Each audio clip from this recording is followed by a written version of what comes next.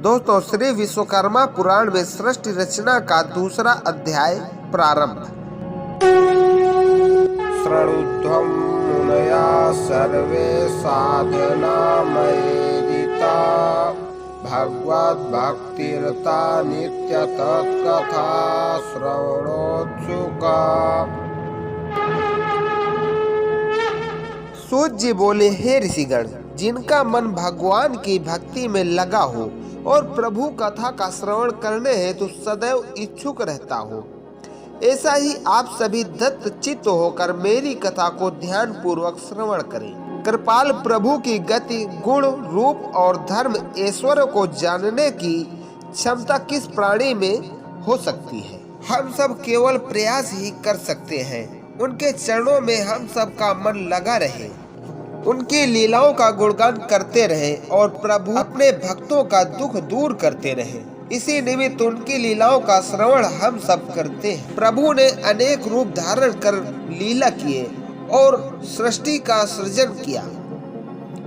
ऐसे अगाध शक्तियों से भरपूर परम ज्योति स्वरूप परम कृपालु भगवान श्री विश्वकर्मा को मेरा बारंबार प्रणाम एवं बारंबार वंदन है। जो भक्तगण भगवान के गुणों का बारंबार वर्णन करते हैं तथा जिनका मन उन्हीं में लगा रहता है और जो उनकी लीलाओं का यथाशक्ति गुणगान करते हैं, उनके कष्टों को प्रभु विश्वकर्मा सदैव दूर करते हैं। प्रभु विश्वकर्मा ने अनेक सृष्टियों की रचना की है और समय समय पर अनेक रूपों में अवतरित हुए हैं। ऐसे परम ज्योति स्वरूप सच्चिदानंद को मेरा कोटि कोटि प्रणाम है।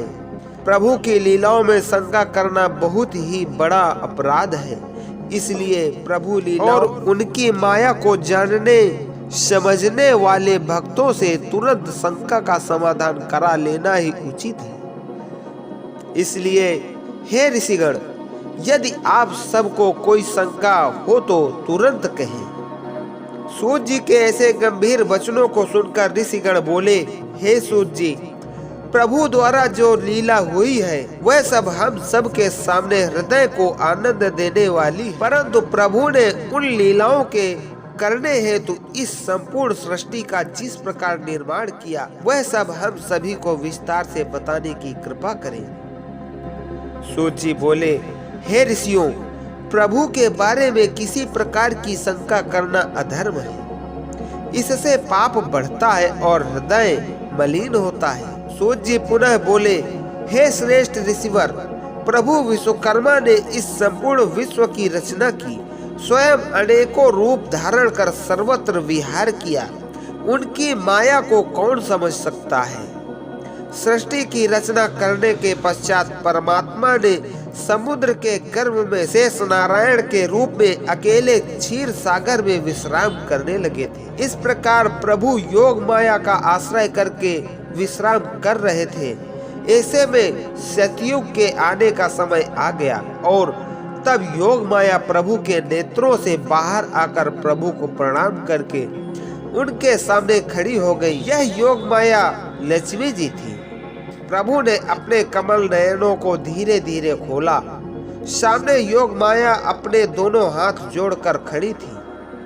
आज्ञाकारिणी योग माया को देखकर परम कृपालु परमात्मा को क्रीड़ा करने की इच्छा हुई। तत्पश्चात प्रभु ने योग माया को अपने ब्रह्म स्वरूप के साथ रहकर सृष्टि कार्य में सहायता देने को कहा। भूमिदेव की इस प्रकार की आज्ञा पाते ही योग माया अंतर ध्यान हो गई। तब प्रभु ने अपनी इच्छा शक्ति को उनका काम करने की आज्ञा दी। उसने अपने स्वामी की इच्छा का पालन करना अपना परम धर्म समझते हुए प्रभु में तन्मय होकर और प्रभु की शक्ति का आश्रय लेकर प्रभु की नाभि से 1000 पंखुड़ियों वाला एक कमल उत्पन्न किया। इसी कमल में प्रभु स्वयं योग माया का आश्रय लेकर सद्गुण के सहयोग से ब्रह्मा के रूप में उत्पन्न। ब्रह्मा जी उत्पन्न होते ही सर्वत्र देखने लगे और स्वयं से पूछने लगे, मैं कौन हूँ, कहाँ से आया हूँ,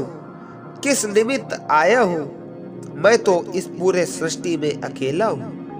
मेरे सिवा कोई क्यों नहीं दिखाई देता। इस तरह अनेकों विचारों ने उन्हें घेर लिया। मन दिग्भ्रमित हो उठा। विचारों ने उनके अस्तित्व को झकझोर दिया। आखिर इस अस्तित्व का जनक तो कोई होगा ही, परंतु यहाँ तो सर्वत्र जल ही जल है और ऊपर आकाश का सूनापन, और यह कमल बिना आधार का ही इस जल में कैसे हो सकता है।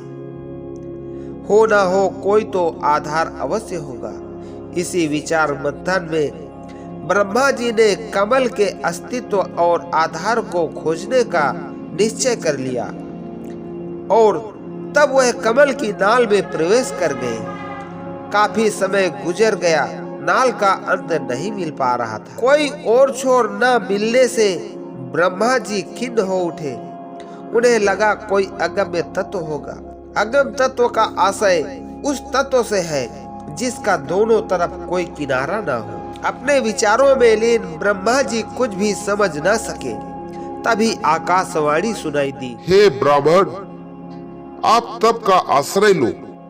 जिस दिशा में आकाशवाणी सुनाई दी थी, ब्रह्मा जी ने उसी ओर अपना मुख कर दिया, परंतु यह क्या, उनके एक नया मुख उत्पन्न हो गया।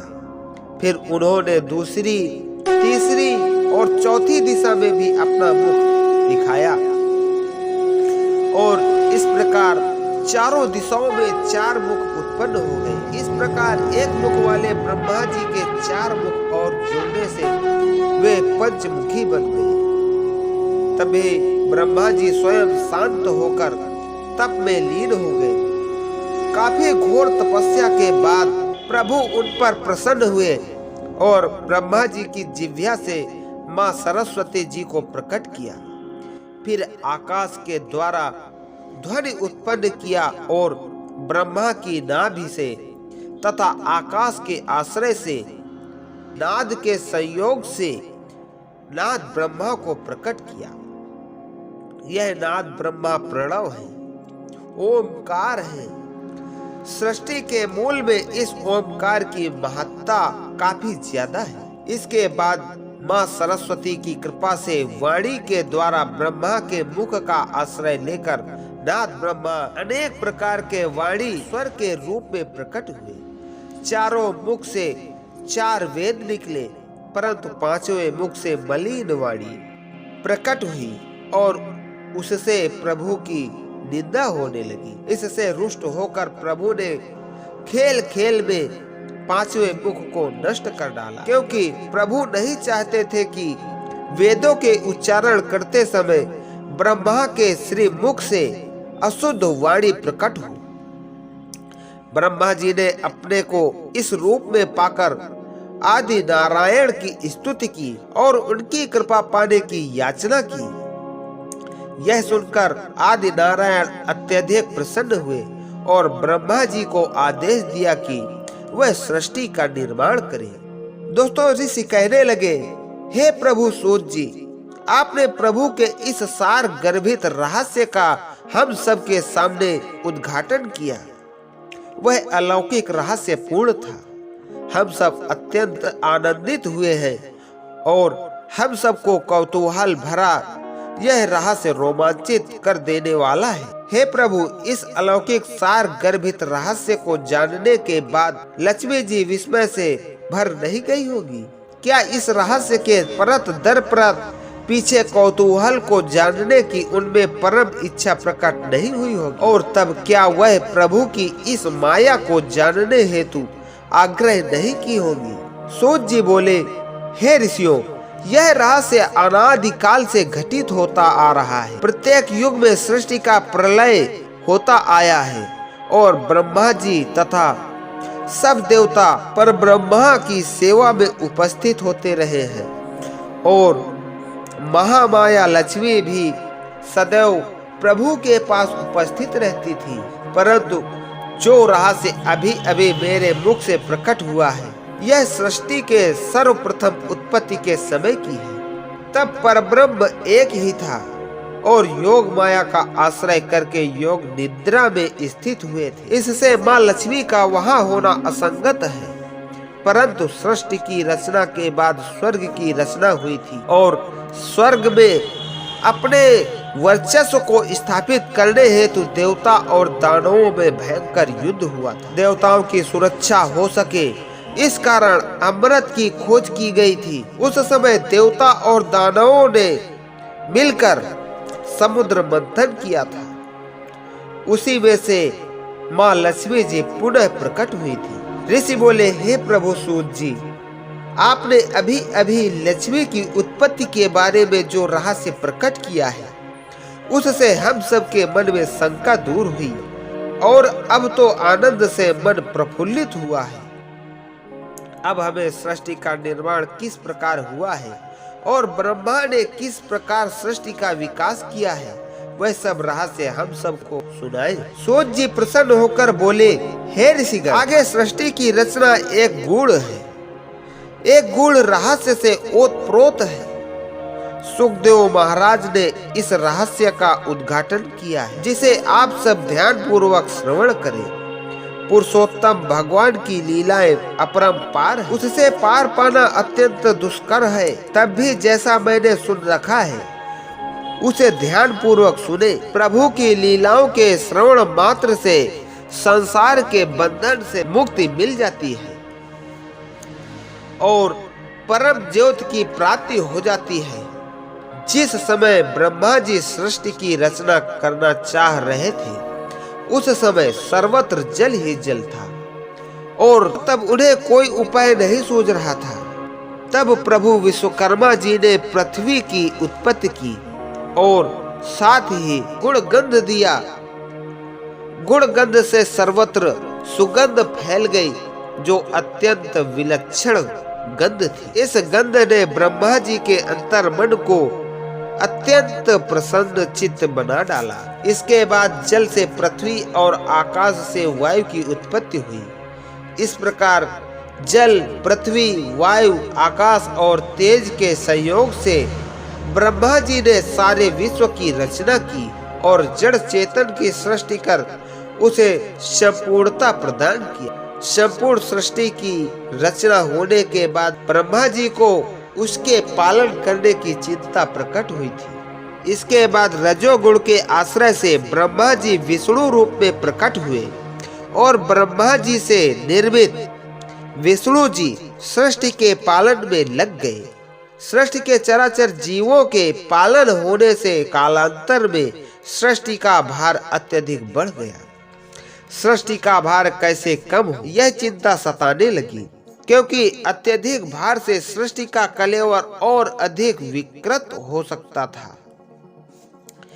इस भयानक स्थिति को आने से रोकने हेतु उन्होंने प्रभु शंकर का रूप धारण किया। इसमें तमोगुण का आश्रय लिया गया, क्योंकि तमोगुण में विनाश की क्रिया छिपी है। इस प्रकार उत्पत्ति, पालन और विनाश की अनवरत क्रिया शुरू हो गई। जब सभी तैयारियां पूरी हो गई तो प्रभु क्षीर सागर में निराकार रूप में आकर अपनी माया से अनेक रूप धारण कर विभिन्न क्रीड़ा करने लगे। प्रभु यह सब तटस्थल भाव से कर रहे थे। स्वयं अलिप्त रहकर सृष्टि की सभी रचनाओं का निराकार रूप से रहकर अवलोकन करने लगे। इति विश्वकर्मा पुराण में सृष्टि रचना का दूसरा अध्याय संपूर्ण